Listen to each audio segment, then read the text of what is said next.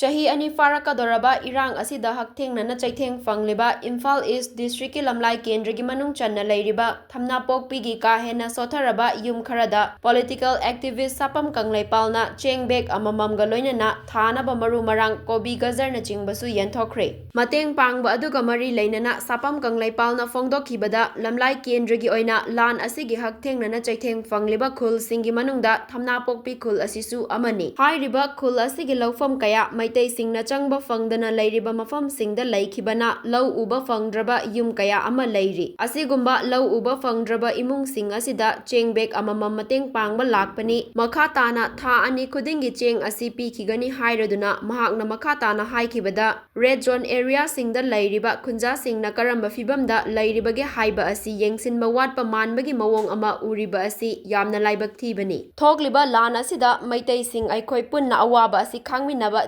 adubu laingakna relief camp ta leiriba miyamgi oina mateng pangliba asigum red zone area da leiriba singi oinasu mateng pangbiba yamna mathau tai madu oirabadi miyam sauna rakliba asi khara makhaidi fathaba ngamgani haiki manipur da red zone area leiriba asi kendra tara muktani hairiba kendra sing asigi mihut singna red zone da leiriba khunja sing ningthina yengsin labadi miyamna laingak ta sauna rakliba asi khara makhaidi hanthahanba ngamgani hainasu fongdokhi akoi pune hingidoini akoi si khunje thado ma chaladi mine lohoudoineba ado warjwana koi khangaga sidaida awana adu yengminara kanda koi si lekai di kande ade haitare adiduna koi jongamba smaina dum mateng pangake amage kaimna teko adum akoi sidaida hingina tamni sibudi sunya yadri yamna keno tore hare dna law relief to relief moi relief camp da leitar sai ke dogina akoi yumda laga leiru law Chak Meteng hong chaminara lore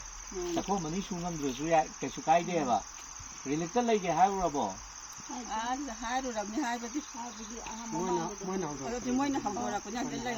oh do moi relief to leitrasu ya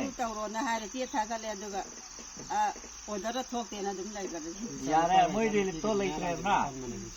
ado akoi disi akoi lekai ni na lekai di kande ade ko lekai di ngak te ade akoi khang ji sidaida Are later the Koyam Tatan and Mineral. Why later law for him the Mineral. It's such a common Saminero, and he's